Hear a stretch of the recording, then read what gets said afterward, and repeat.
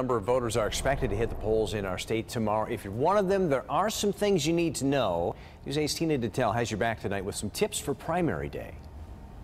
The folks down this hallway, the registrars of voters, were very busy today.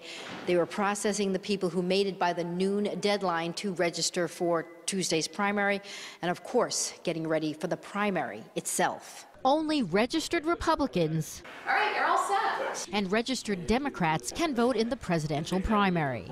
They'll give you a card that says Democratic ballot. I'm supposed to register by noon today, and it's about 11:15, so I made it. Drew Andre is among many who will head to the polls Tuesday. Here's what they need to know. The polling places will be the same as they are for presidential elections. They will be open at 6 a.m. and close at 8 p.m.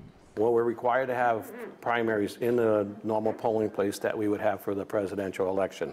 That's required by statute. Because this is a primary, there will be a Republican check-in and a Democratic check-in. In New London, the check-ins are computerized. Verified voters will then receive a receipt. That receipt is brought to a ballot clerk who will hand them their party's ballot. There'll be no confusion as to what ballot they're supposed to get.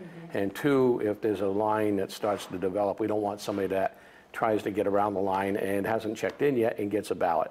And so it just prevents that from happening. Folks who were already registered Republicans or Democrats didn't need to re-register for the primary. They can just go to their usual polling place and vote. You got to vote for who you think is going to make a difference in this country. And if you don't do that, then you can't make a difference. Richard Vessels here is now on his way to the city's 3 polling places, and he'll be putting up these signs. He'll also be setting up inside the polling places because they all open at 6 a.m.